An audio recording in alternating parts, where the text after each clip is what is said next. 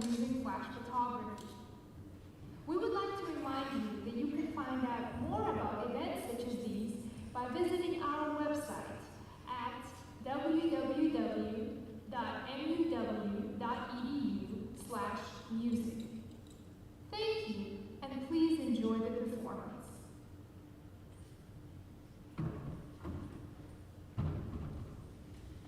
Good evening, everyone, and welcome to Opera Workshop Scenes. I'm Dr. Susan Hurley, Associate Professor of Voice at the W and the Director of MUW Opera Workshop. Our performance tonight features 7 scenes from opera or musical theater productions. Much of tonight's music comes from Broadway musicals. The musical, as an art form, is a uniquely American contribution to world theater. We've roots in everything from vaudeville to European operetta to Follies shows. Musicals have evolved in a little more than a century to a multi-million-dollar industry. Early musicals of the 1920s and 30s were the domain of creative giants like Cole Porter, Irving Berlin, and the Gershwins. Later, storyline-based big book musicals, such as those by composer-lyricist team Rodgers and Hammerstein, would dominate Broadway in the 1940s, 50s, and beyond. Later still, Broadway would see even more variety of dramatic and musical styles, including the rock musicals of the 1970s and contemporary hip-hop-infused shows of Lin-Manuel Miranda. Our first performances this evening come from Meredith Willson's 1957 hit Broadway musical, The Music Man. This show is set in 1912 Iowa, and it has a story about a lovable con man who poses as a traveling salesman of band uniforms and band instruments. Wandering from town to town, his tactic is he distracts all the local music teachers who would be qualified to recognize him as a fraud, and he distracts them from calling him out on his deceptions by seducing them, and then moves on to defraud the next town. Eventually, he gets off the train in River City, Iowa, where he'll finally get his foot caught in the door. In River City, he will meet his true love, Marian, settle down, and learn to become a band director for real, I guess. Meanwhile, the prim librarian and music teacher, Marian Paroo, already in her mid-20s and still unmarried, does have a romantic side. She lives with her recently widowed mother and her little brother Winthrop. Evenings, after working at the library during the day, Marian offers piano lessons out of their modest home. When Harold Hill steps off the train in River City, he needs to accomplish 2 things. 1, he must identify the local music teacher, Marian, so that he can sweep her off her feet and prevent her from revealing that he's a fraud who knows nothing about music. And 2, he must identify a serious problem in the community so that when he proposes founding a boys' band, citizens will buy instruments and buy uniforms without hesitation out of a desire to preserve the morality of River City youth. Marian notices a stranger following her around town one evening, and while getting ready to teach a piano lesson, she mentions this to her mother. Mrs. Paroo sees the stranger as a possible love interest for Marian, who disagrees, and an argument ensues.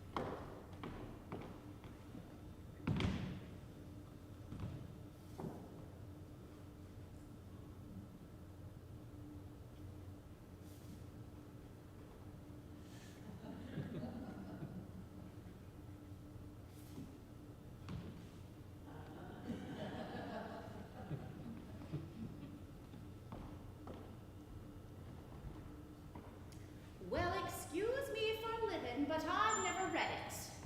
If there's anyone in this town, there you go again with that same old comment about the low mentality of River City people and taking it all too much to heart. Now, Mama, as long as the Madison Public Library was entrusted to me for the purpose of improving River City's culture level, I can't hold my concern that the ladies in River City keep ignoring all my counsel and advice. But, darling, when a woman has a husband and you've got none, why should she take advice from you? Even if you can't do Balzac and Shakespeare and all the other highfalutin rings. Well, if you don't mind my saying so, you have a bad habit, coach, you do every subject. I haven't changed the subject was talking in that stretcher. But the suitcase may be your very last chance. Mama, do you think that I'd allow a common masher now? Really, Mama, I have my standards where men are concerned, and I have no intention. I know all about your standards, and if you don't mind us saying so, there's not a man alive who could hope to measure up to that blend of hope and St. Patrick who knows you can come for yourself and your Irish imagination or the Irish stubbornness in your library full of books.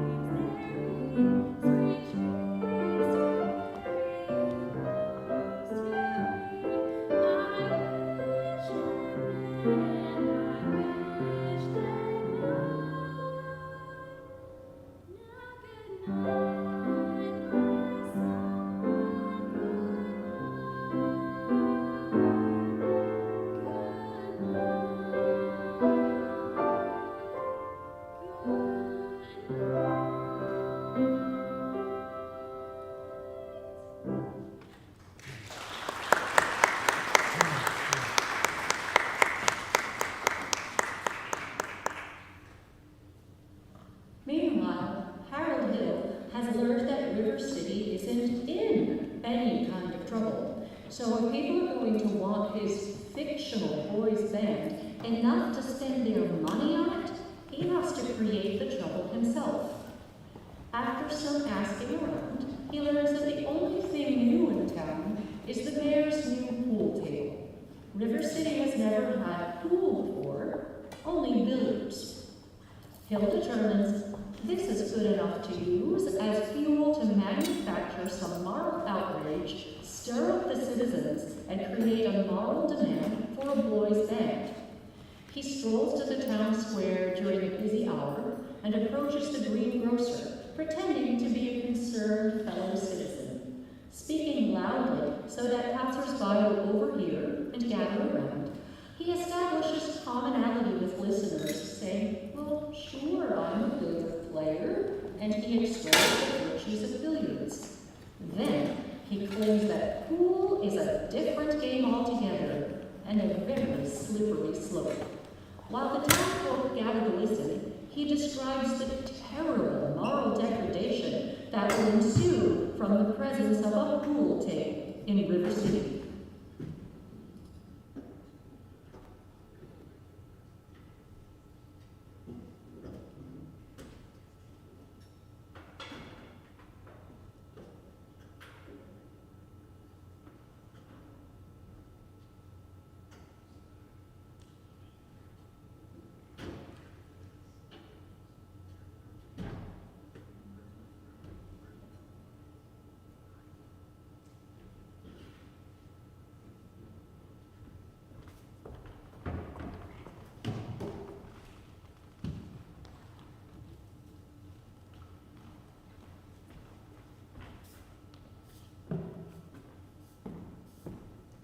Good Mr. Dunlop.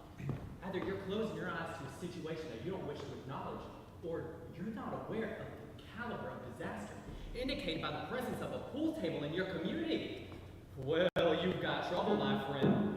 Right here, I say trouble right here in River City. Why, sure, I'm a billiard player, certainly mighty proud to say, I'm always mighty proud to say it. I consider that the hours I spend with the cue in my hand are golden. Helps you cultivate horse sense and a cool head and a keen eye. Did you ever try and take and give an ironclad leave to yourself from a 3-rail billiard shot? But just as I say, it takes judgment, brains, and maturity to score in a ball-line game. I say that any boo can take and shove a ball in a pocket, and I call that sloth. The first big step on the road to the depths of degradation. I say, first it's a little of medicinal wine from a teaspoon and beer from a bottle, and the next thing you know, your son is playing for money in a pitchback suit and listening to some big out-of-town Jasper. Hear him talk about horse racing. Not a wholesome trot race, no, but a race where they sat down right on the horse. Like to see some stuck-up jockey boy say, "Damn, half baby blood, what will I should say?"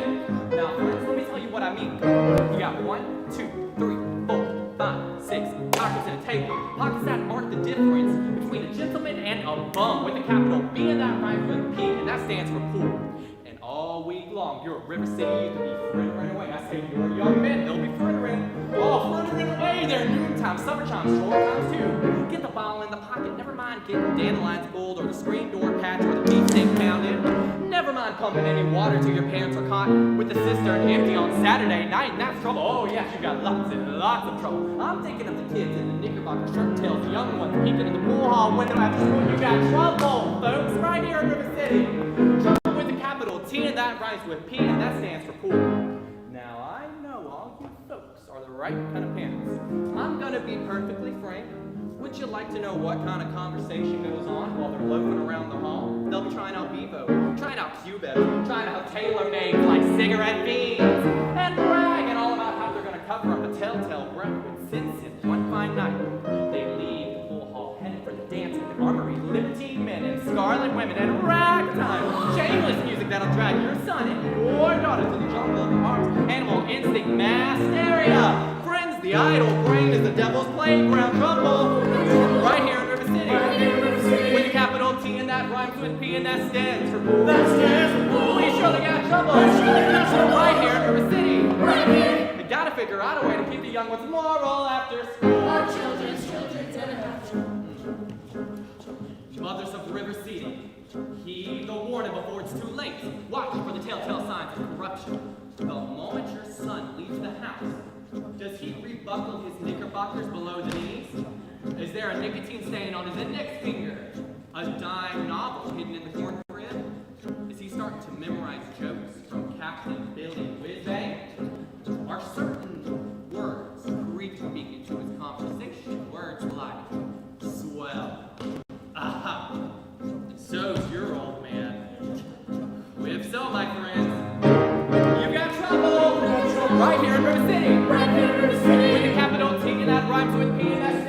Let's dance. We've surely got trouble. Right here in River City. Right here. Remember the Maine, Plymouth Rock, and the Golden Rule. Oh, we're in trouble. We're in terrible, terrible trouble. That thing with 15 numbered balls is the devil's tool. We surely got trouble, trouble, trouble. With the team. Got right with the P. And that's it for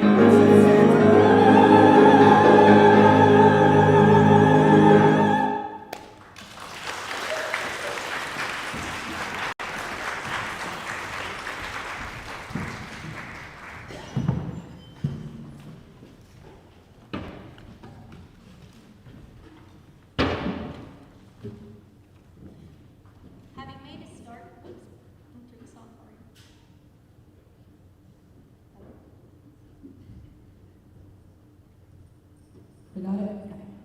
Having made a start in the 1950s as a lyricist for Leonard Bernstein's West Side Story, Stephen Sondheim soon became a composer and lyricist for his own Broadway musicals. Over many years, his shows have included A Funny Thing Happened on the Way to the Forum, Company, A Little Night Music, Into the Woods, and many others. Sweeney Todd is Sondheim's great operatic musical from 1979.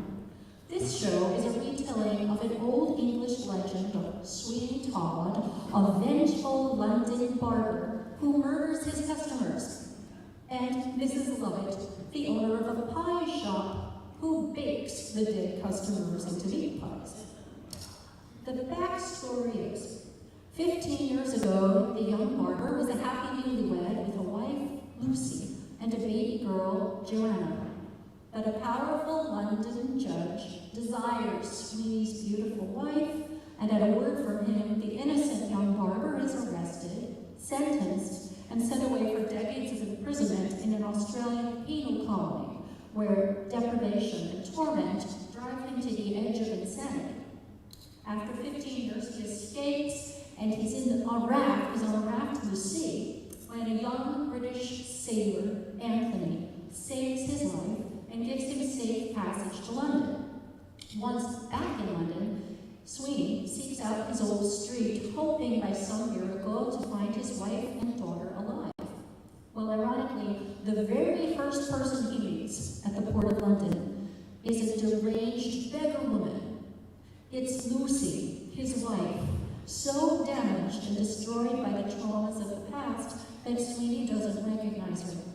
He chases her off and then says goodbye to Anthony and leaves in search of Lucy as he remembers her. Blinded by his own trauma and set upon revenge on the judge, he will never recognize her until it's too late.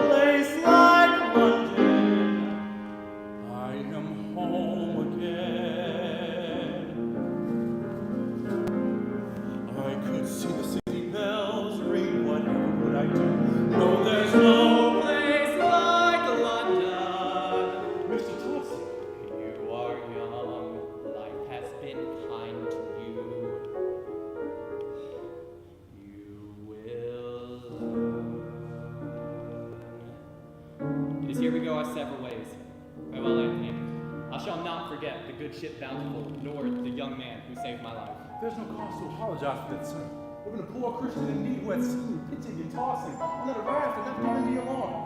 Well, there's plenty of Christians who have done just that and not lost a wink of sleep for it either.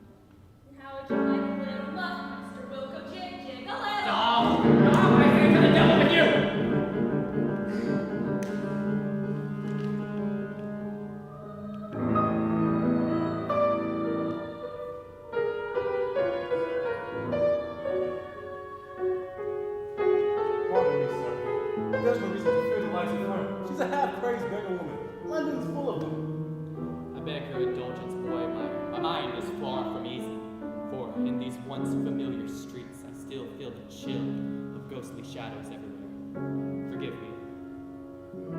Mr. Todd. But what is it?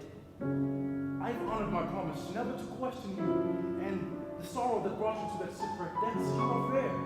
But on that shipwreck, I seem to become friends. And if you ever need anything, food or water or... No! No! There's a hole in the world like a great black pit, and filled with vermin, filled with it, and where pig can spin, and it goes by the name of London. At the top of the hole sits a privileged few, making mock of vermin in the lower zoo, turning beauty into greed and thief. I too have sailed the world beyond its wonders, for the is as wondrous as Paroo, but there's no place like London.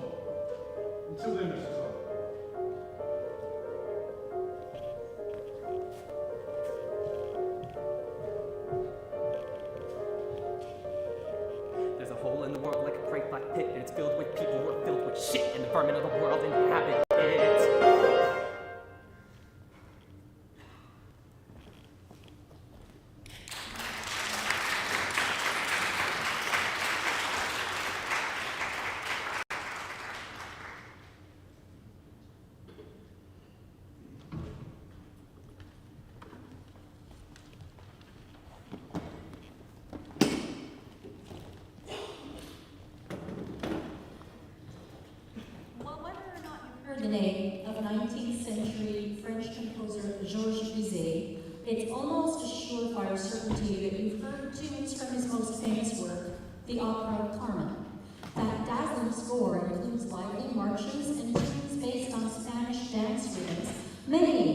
which you've heard, even if you don't recognize where the melody comes from. Back when the composer was a mere 18-year-old student at the Paris Conservatory, he entered a composition competition sponsored by the great operetta composer Jacques Offenbach. The score he submitted was for a one-act operetta, Dr. Miracle, with a libretto prepared by playwrights Ludovic Halévy and Léon Batu. All 12 of the finalists in this competition were instructed to set this same libretto to music. Bizet's version tied for first place with one by Georges Lecoq, who would later go on to a career as an operetta composer. The story of Dr. Miracle originates from a 1775 one-act farce by the Irish writer Richard Sheridan. It's called St. Patrick's Day, or The Scheming Lieutenant. In the music version, the young lieutenant is in love with Laurette, daughter of the Magistrate of Paroo. The story is full of improbable situations and ridiculous disguises, and just relishes the idea of a clever youth who outwits the established and important magistrate and his conservative wife, who disapprove of their daughter marrying a soldier. In the scene we're about to see, the scheming soldier, Silvio, previously seen disguised as Dr. Miracle, a vendor of magical potions, has changed costumes again and now has disguised himself as a servant in the magistrate's own house. The magistrate, not knowing that this new servant is really the lieutenant, orders him to prepare an omelet for dinner. Later, the lieutenant will falsely claim that he poisoned the omelet and that only Dr. Miracle, remember that's himself in a different disguise, can save the magistrate's life with an antidote. After many absurd situations, the story ends happily with the magistrate conceding that he has been outwitted. The soldier has won the day, the parents give in and allow the young ones to marry. But for tonight's purposes, we're just going to find out how well the lieutenant can cook.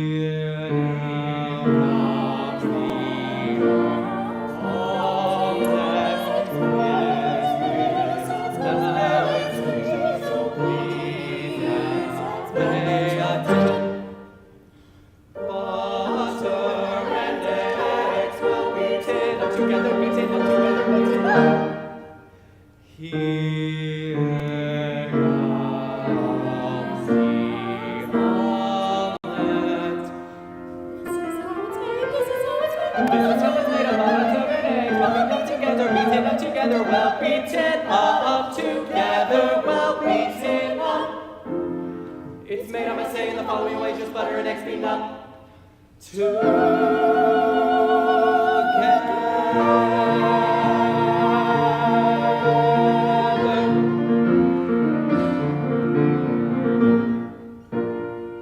With no further ado, let's dine. Quickly, place it on the table. Ooh.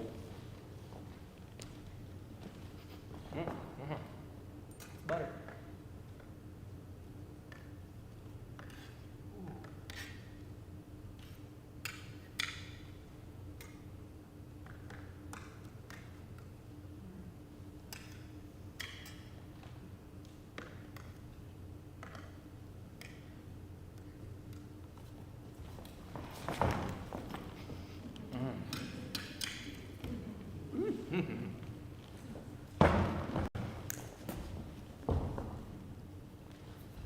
Let us begin. I have many pleasures in my life. Many of my friends say that I have the most pleasures out of any life that they have ever seen. For instance, my sweet, kind, gentle daughter, the heart of a saint, an angel, heaven smiles upon you with your generous heart. Oh, I am truly so blessed. And also, Lord, my beautiful wife, such beauty. Oh my goodness, the paintings that are made these days are jealous of your beauty. Oh, my. Yes, I have so much happiness, so much! But I must confess, nothing compares to the sight of a well-made omelet when I'm hungry at dinner time. Oh, and it's looking at me, and it's smiling, and it's saying, I am the faithful dinner, waiting for you! Ah! Oh!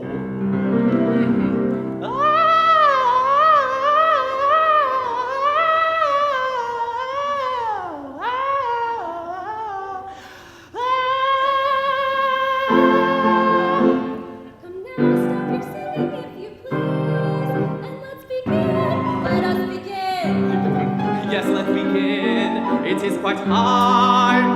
This is now the crucial moment.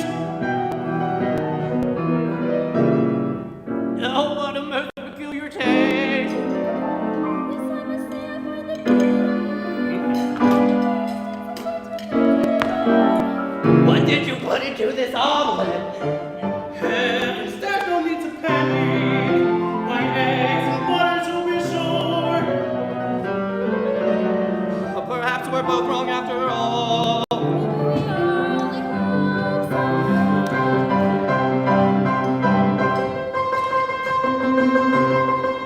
Ah, no! Decidedly, it is disgusting. Absolutely shocking. Really quite appalling.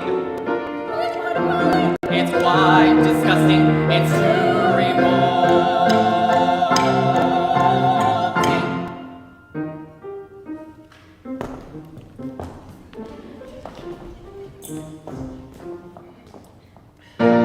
What about this omelet? Tell us how you made it. Tell us how you made it.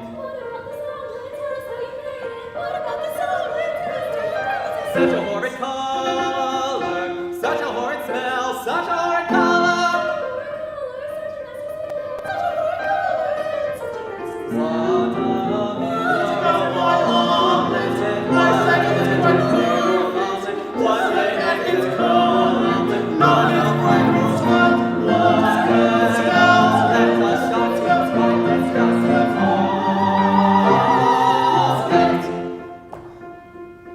What about my omelet?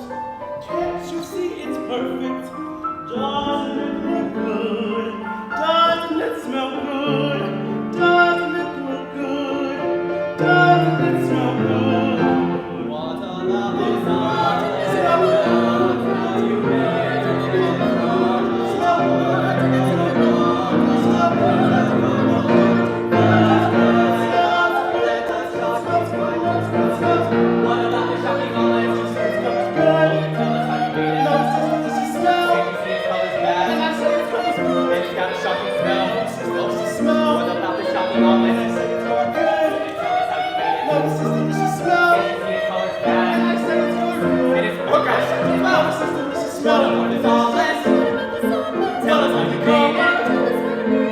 all wrong to me.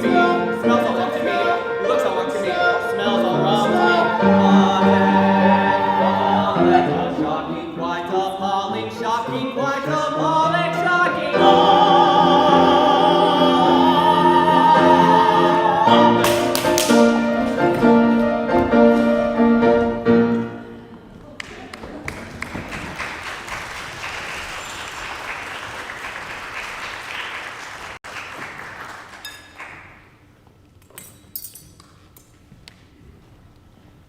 The performance we're watching this evening features 4 singer-actors who enrolled in this year's Opera Musical Theater Workshop class. The performance tonight is their final class project. At the beginning of the semester, each student in Opera Workshop performed an audition consisting of 2 contrasting classical or musical theater pieces. Based on each singer's voice type and the strengths they demonstrated in their audition, I then chose the scenes that you're hearing them sing tonight. The singers were required not only to learn and memorize notes, rhythms, and words for their solo parts, but also to analyze their characters' reactions to the other characters in the scene, to study the remainders of the operas and the musicals that their scenes come from, and to analyze in depth their character and their character's subtext from an actor's standpoint. I'm extremely proud of the dedication, psychological insights, creativity, humor, and depth that our students brought to these assignments. The fine performances you see tonight are the result of many hours of study, analysis, and exploration over the past 12 weeks.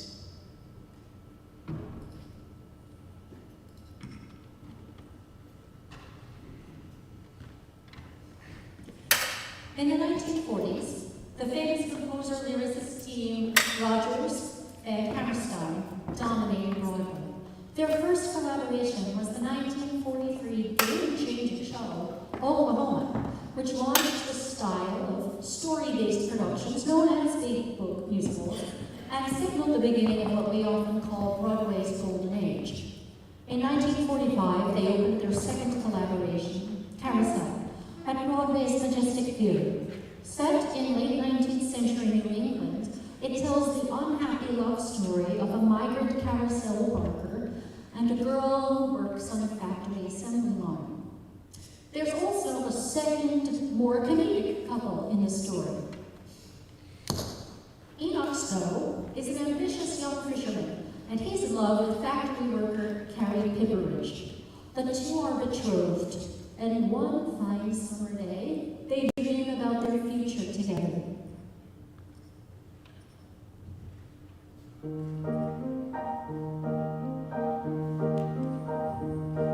I own a little house and I sell a little boat, and the fish I catch I sell. And in a manner of speaking, I'm doing very well.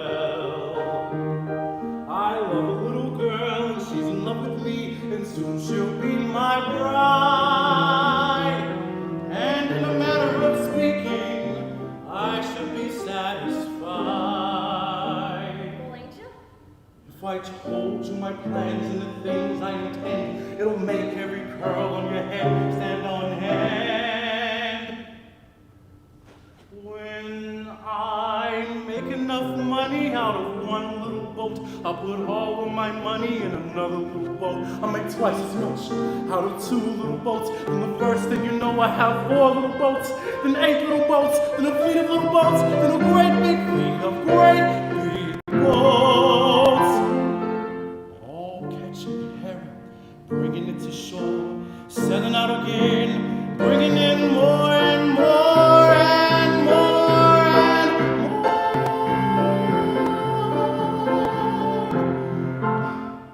But who's gonna eat all of that herring? There ain't gonna be any herring. We're gonna put them in cans and call them sardines. Then we're gonna build a sardine cannery. Then the bigger one, then the biggest one in the whole country. I'm gonna get rich selling sardines. I mean, we're gonna get rich. You and me and all of us. The first year we're married, we'll have one little kid. And the second year we'll go and have another little kid. You'll soon be donning socks for 8 little feet.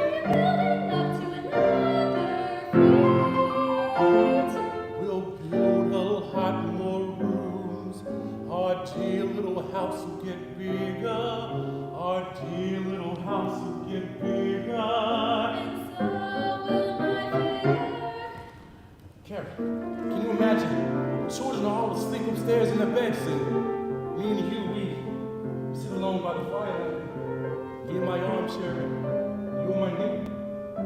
Baby. Maybe. When the children are asleep, we'll sit and dream the things that every other dad and mother dream. When the children are asleep and lights are low, if I still love you the way I love you today, then pardon my saying I told you so. When the children are asleep, I'll dream with you. We'll make what fun we have had, be glad that it all came true.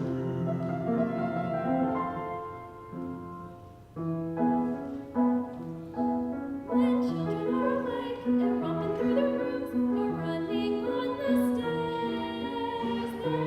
Then speaking, the house is really theirs. But once they close their eyes and we are left alone and free from all their fears, then speaking, we can be really us. When the children are asleep, we'll sit and dream Dream on the the things that every other dad and mother dreams that won't be interrupted when the children are asleep and lights are low.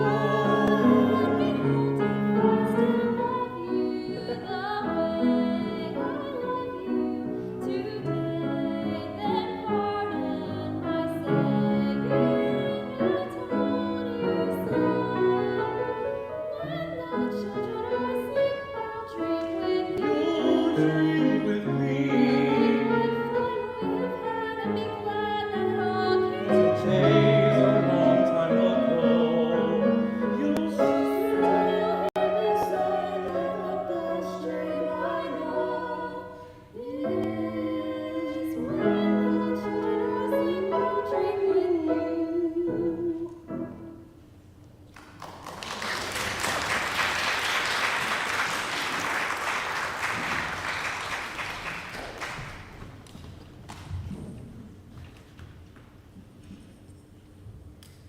At this time, I'd like to acknowledge everyone who helped bring this performance to the stage. Special thank yous are due to Dr. William Rager, our staff pianist and choir director, for countless hours of musical rehearsals, including those preparing the chamber singers, in addition to playing tonight's performance. We also owe a huge thank you to the MUW Department of Theater, and especially to Professor Lynn for much assistance lending us many costumes, several set pieces, and numerous props. I would also like to thank our MUW chamber singers who received music for their parts just a few short weeks ago, and they've memorized not only the music, but stage movements for 3 very lively ensemble scenes. And thank you to music professor Lynn for his assistance with this production as conductor for 2 of the ensemble scenes, for his work as a supernumerary, and especially for singing in our final scene tonight. To all who helped make this production possible, thank you.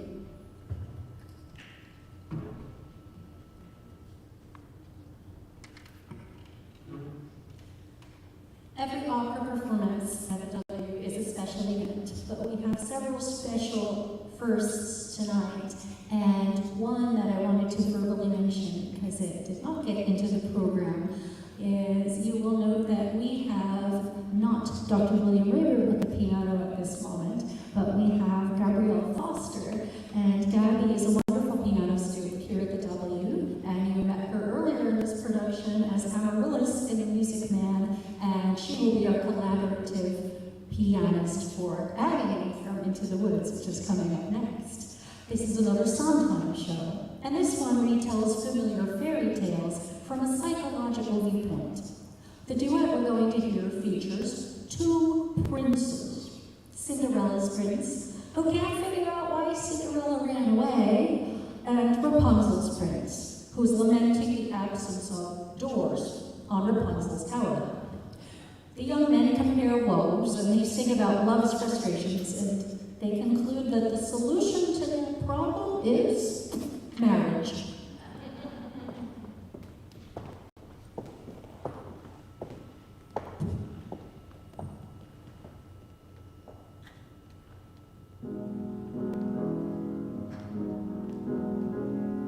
Did I abuse her, show her to stay?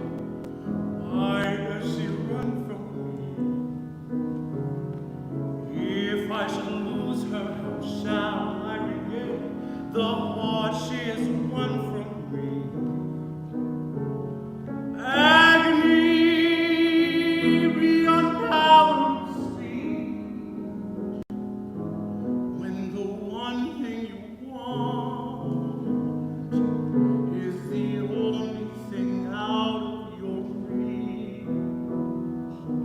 High in the tower she sits by the hour, maintaining her hair, light and becoming, and frequently humming a light-hearted air.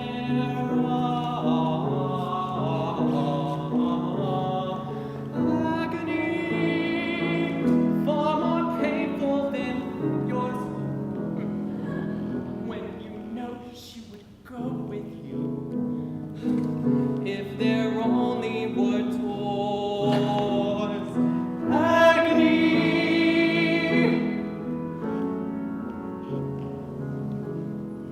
What's as intriguing Or half so fatiguing as what's out of reach?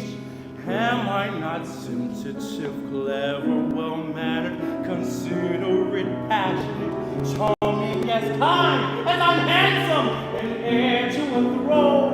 you are everything maidens could wish for. Then why Do no? I know That girl must be mad. you know nothing of madness till you're climbing her hair and you see her up there as you're nearing her, all the while hearing her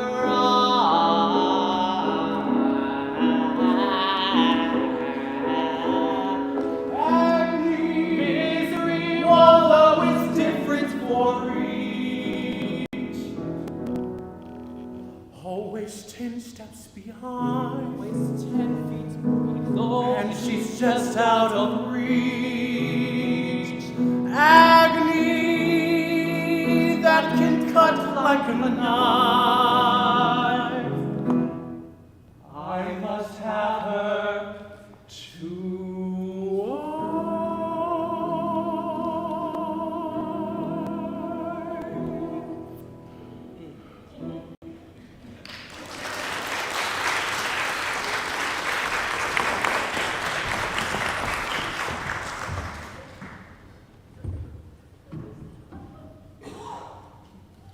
As we've just seen, Adelaide is very frustrated about her 14-year-long engagement. No, for our next song, we'll find Adelaide alone in her dressing room. No.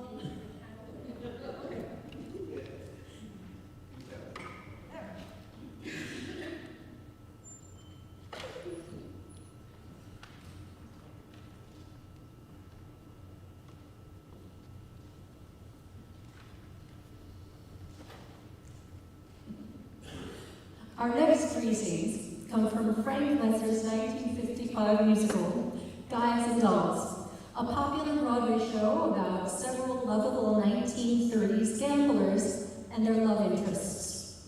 Nathan Detroit runs the oldest established permanent floating crap game in New York. Nathan is also engaged to his fiancée Adelaide, a showgirl at a classy cabaret joint. Nathan and Adelaide have been engaged for 14 years. Adelaide, who's sick with a cold, has been writing letters back home to her mother for several years now, in which she claims that she and Nathan are already married. In fact, she's told her mother that Nathan, the gambler who has never had a legit job in his life, is the assistant manager of a grocery store, and that they have 5 children together. In the argument we're about to observe, Adelaide has just shown Nathan the latest letter back from her mother, in which mother congratulated them for having child number 6 on the way. Feeling the pressure, Adelaide demands that Nathan just elope with her right now, tonight. Nathan, whose love for Adelaide is genuine, immediately agrees, but then he remembers a prior commitment. Through a complicated series of comedic events earlier in the story, Nathan, the gambler, the chronic liar, the secular man, Nathan has lost an important bet, in which his penalty is he's required to attend a midnight prayer meeting tonight. So he tells Adelaide that he can't elope tonight, it's going to have to wait. Adelaide, who has been waiting for 14 years already, demands to know the reason why they can't run off right now. And for once in his life, Nathan tells her the truth. I have to go to a prayer meeting. Nathan, that is the biggest lie you have ever told me. I promise you, it's true. You promise me this, you promise me that, you promise me anything under the sun, and you give me a kiss, and you're grabbing your hat, and you're off to the races again. But I think of the time gone by. Adelaide! The way Adelaide! I could honestly die. Call the lawyer and sue me, sue me. What can you do me? I love you. Give a holler and hate me, go ahead and hate me.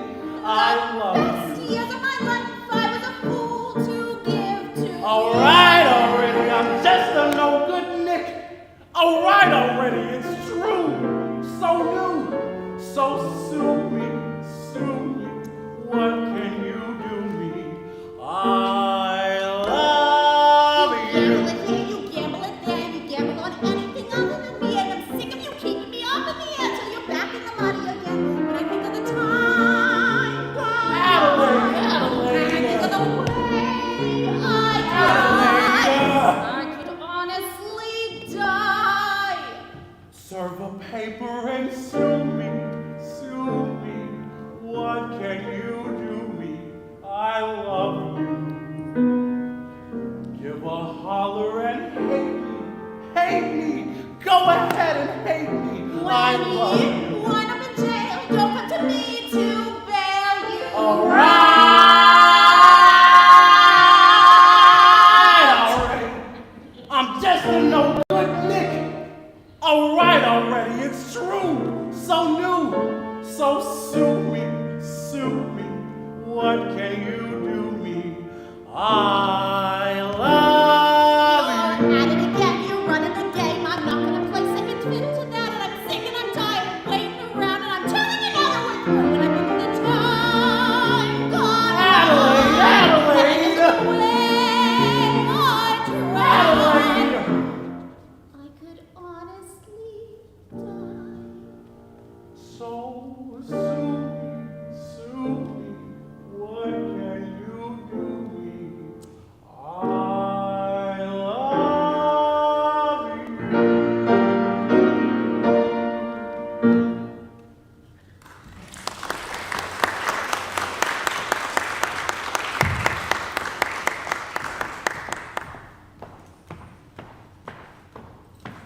As we've just seen, Adelaide is very frustrated about her 14-year-long engagement. For our next song, we'll find Adelaide alone in her dressing room, backstage at the cabaret, musing over her troubles, trying to get to the bottom of why she always seems to have a cold. She does something she hasn't done in years. She picks up a book and starts to read.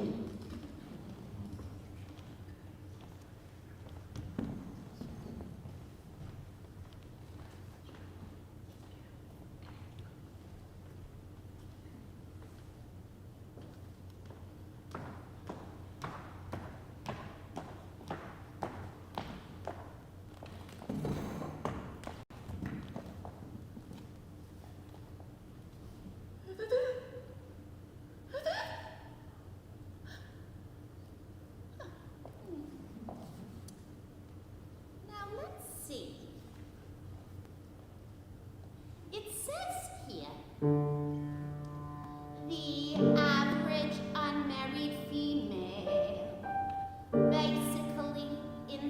Siwa. Due to some long frustrations may react with psychosomatic symptoms difficult to endure, affecting the upper respiratory tract. In other words, just from waiting around for that plain little band of gold, a poison can develop a cold. You can spray wherever you feel in the streptococcus. You can give her a shot for whatever she's got, but it just won't work. If she's tired of getting the fish eye from the hotel clerk, a poison can develop a cold. Now let's see. The female remaining single, just in the legal sense, shows a neurotic tendency C note. Tendency C note. Note. Chronic organic syndromes. Toxic or hypertense involving the eyes, the ears, and the nose and throat. In other words, just from wondering whether the wedding is on or off, a poison can develop a cough. You can feed her all day with the vitamin A and the bromo things, but the medicine never gets anywhere near where the trouble is. If she's getting that kind of a name for herself and the name ain't his, a poison can develop a cough. And furthermore, just from stalling the wedding trip, a poison can develop a grip. When they get on the train for Niagara, and she can hear church bells chime, the compartment is air conditioned and the mood sublime. Then they get on that Saratoga for the 14th time. A poison can develop a grip, the post-nasal drip, with the wheezes and the sneezes and that sinus that's really a pip. From a lack of community property and a feeling she's getting too old, a poison can develop a bad cold.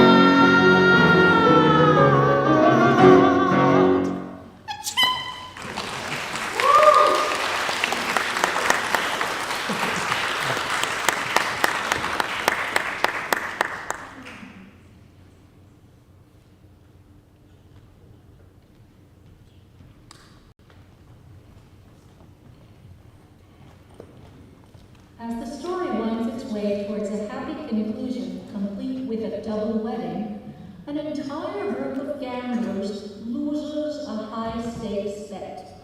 The gambler, Sky Masterson, has fallen in love with Sister Sarah, who works at the Save a Soul mission. The mission has not converted enough sinners and is threatened with being shut down. To help save the mission on Sarah's behalf, Sky plays a winning craps game, and his prize? All the other gamblers have to attend a midnight prayer meeting at the mission. The same meeting Nathan mentioned to Amarylis. To get the testimonies going, gambler Nicely Johnson invents a story about his conversion to righteousness.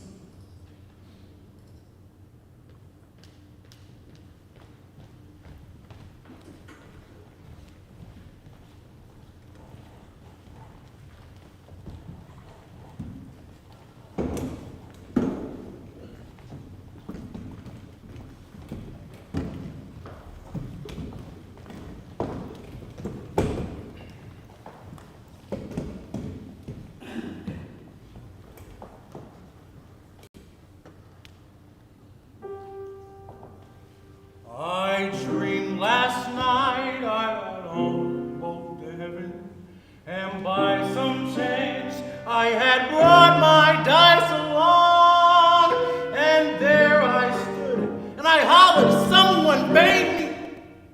But the passengers, they knew right from wrong.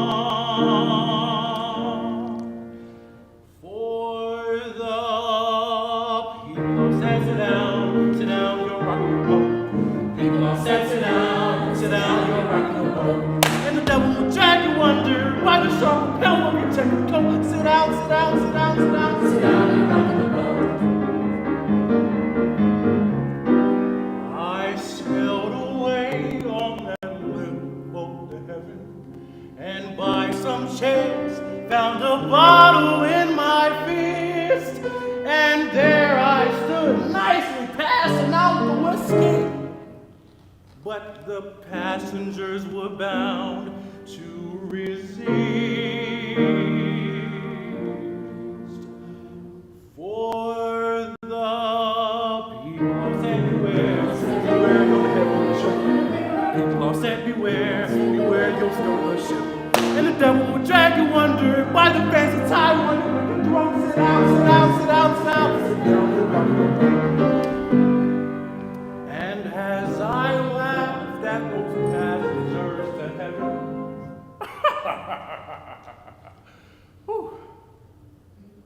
a great big wave came and knocked me overboard. And as I sank and I hollered, someone save me, that's the moment I woke up. Thank the Lord.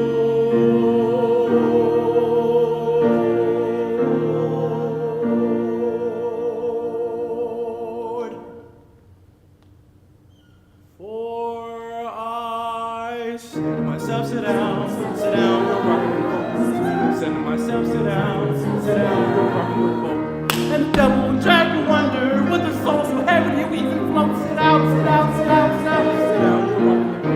Sit down, you're rocking, you're rocking the boat. Sit down, you're rocking, you're rocking the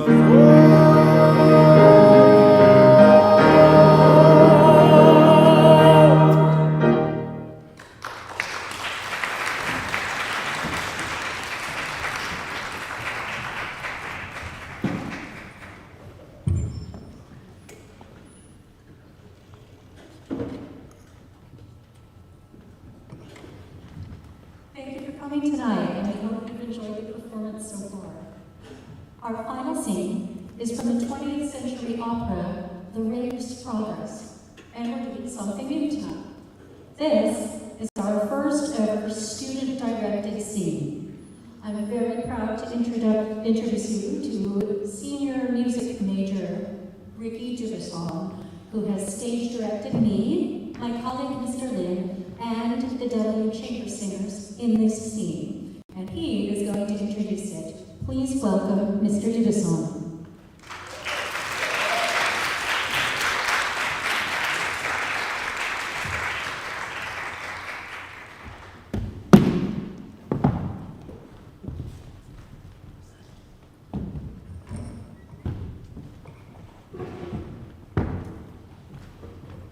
Hi everyone. I can't see any of y'all. All right. Just speaking to no one. Okay.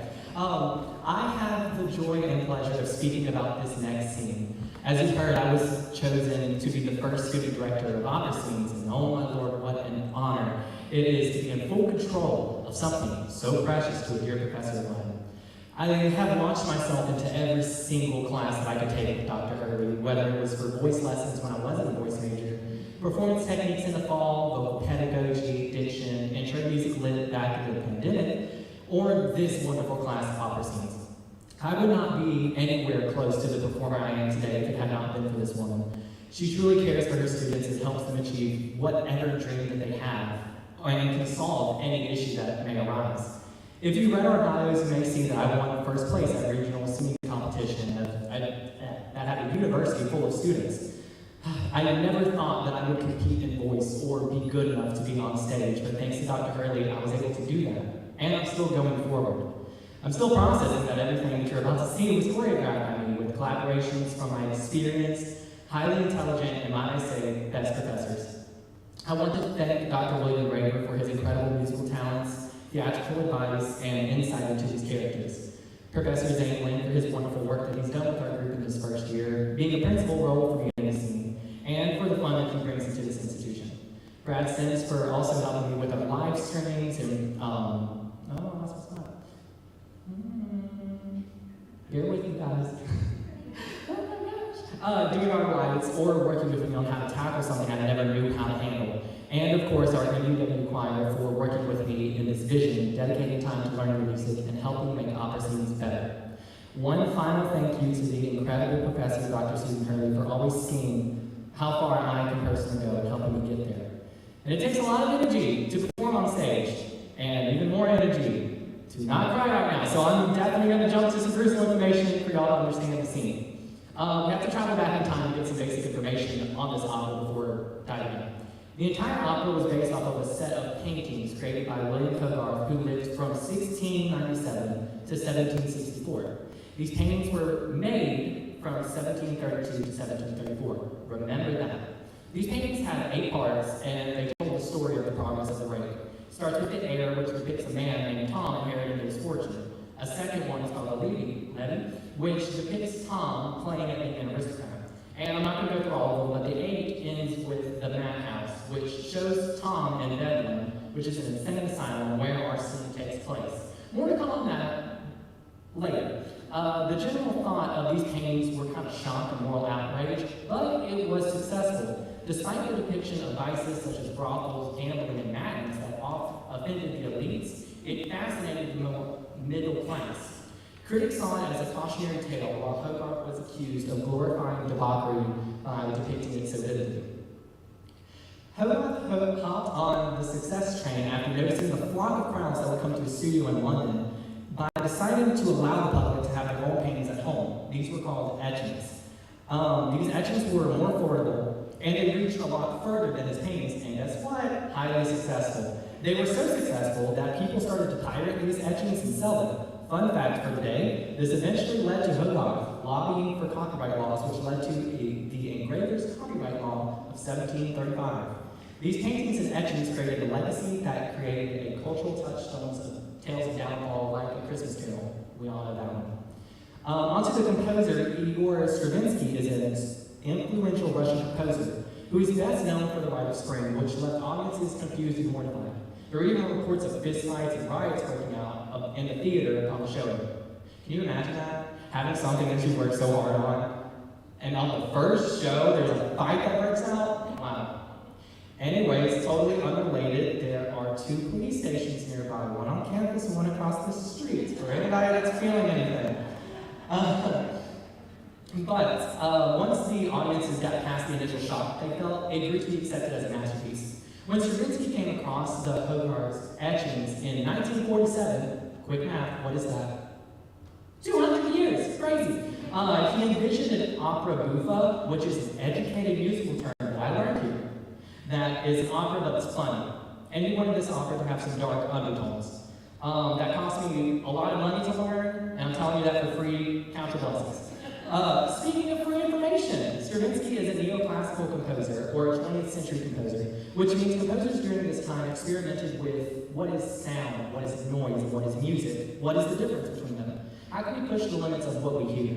In this opera, he wanted to reinterpret classical forms with a modern iron. So we got the music, but we also need lines and lyrics. With the help of the poet and Laurette, we can achieve that, but who?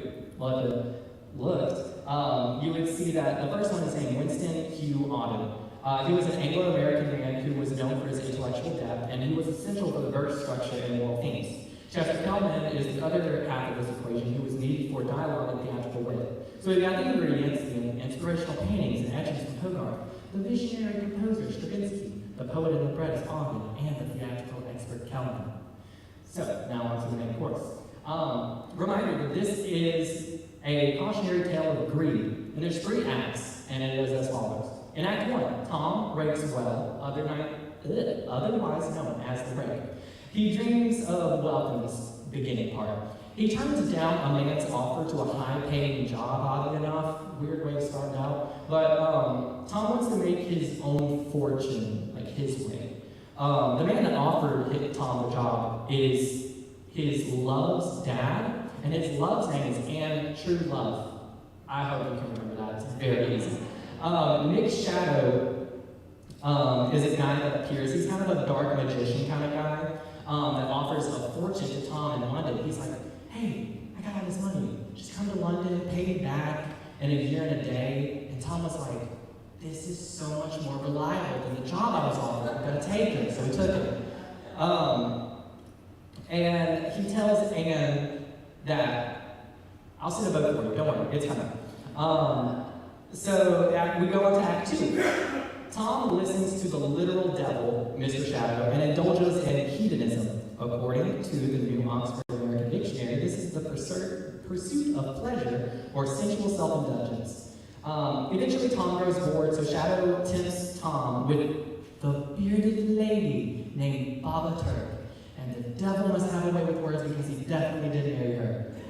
Forgetting Anne just throws her to the wayside. Speaking of her, where is she? In London, looking for him. They find each other, and Tom rejects her. What a man. What a man. So Act 3 comes along, and Karma finally comes back, and Tom loses everything. It has been a year and a day since the agreement, and Shadow has not been paid and demands Tom's soul in place of payment. They decide to play a card game, and if Shadow wins, he gets Tom's soul. Plot twist. Tom wins. So Nick is really mad about it. He's like, no, you're not getting away with this scotch-free. Insanity. So he curses him with insanity, and Tom now goes into Bedlam and the insane asylum. And as you can now see, we are no longer in Casa Auditorium of Poindexter Hall. This is the insane asylum in Bedlam. There are patients all around. Some are hearing and seeing things that aren't there. Some are animals. Some are just disassociated, and some of them is me when it's April, and I'm trying to figure out how to get myself ready for a performance after just coming off of a sickness. It's very fun. But if you notice in the middle, this is Tom, one in the middle. What is his insanity? Never said that. He thinks that he's the god Adonis. Yeah. So he's like, yeah, I'm the god, the one that everybody was writing stories about. That's me. He still remembers Anne, but Anne is now called Venus to him. It's like true love, kind of situation. True love, that's her last name. But Anne comes to Bedlam, and she's aware of the condition that Adonis or Tom is in, and she really loves this man, and it breaks her heart to see him like this, but she wants to give him one final goodbye on a good note. So we're going to watch what happens when she visits him for one last time.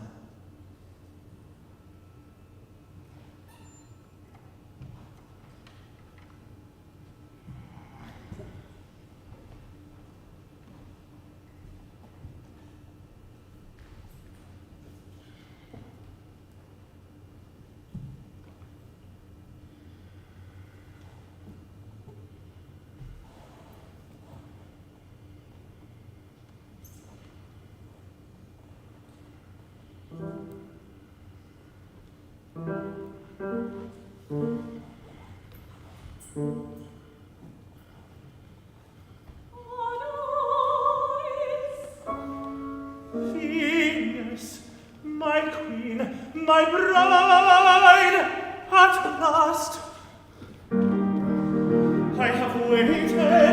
I have waited for thee so long, till I almost believed those mad men who blasphemed against my honor.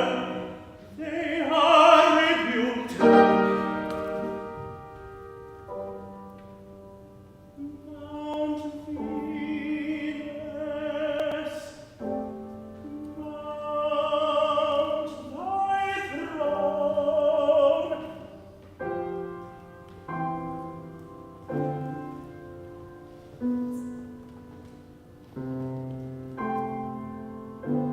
O merciful goddess, hear the confession of my sin.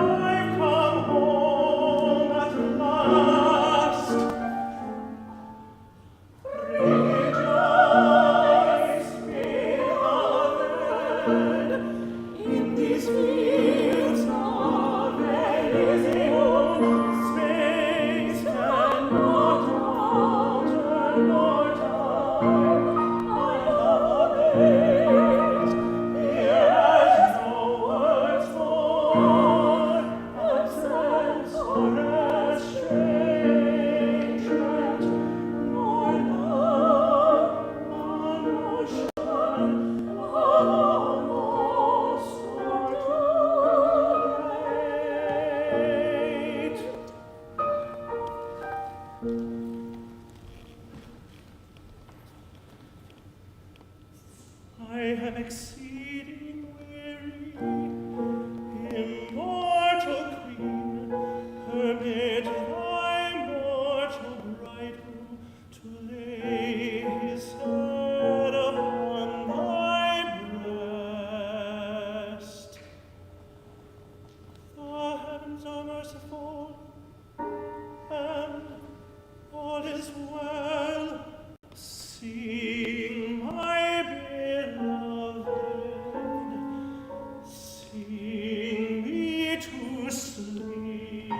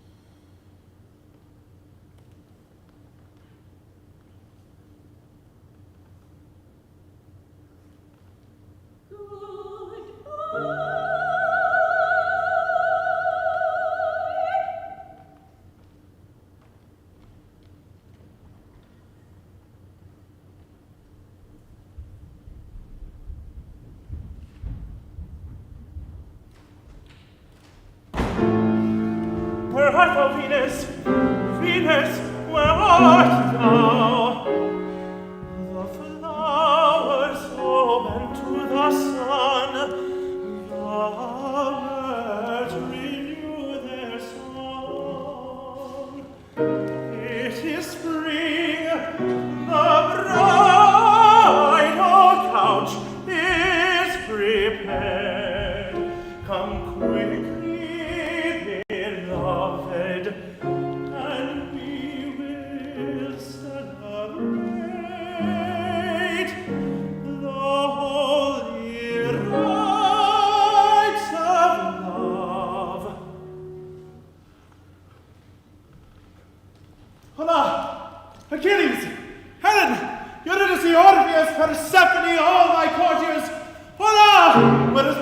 Venus, why have you stolen her while I slept? Madman, where have you hidden her?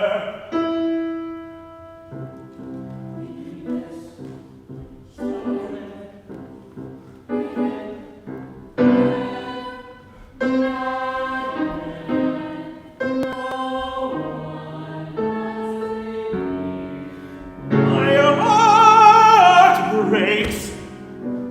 I feel the chill of death's approaching wing. Orpheus, strike from thy lyre a swan-like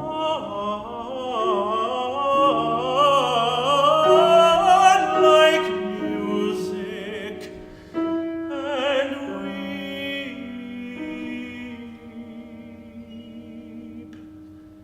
Ye nymphs and shepherds of these Stygian fields,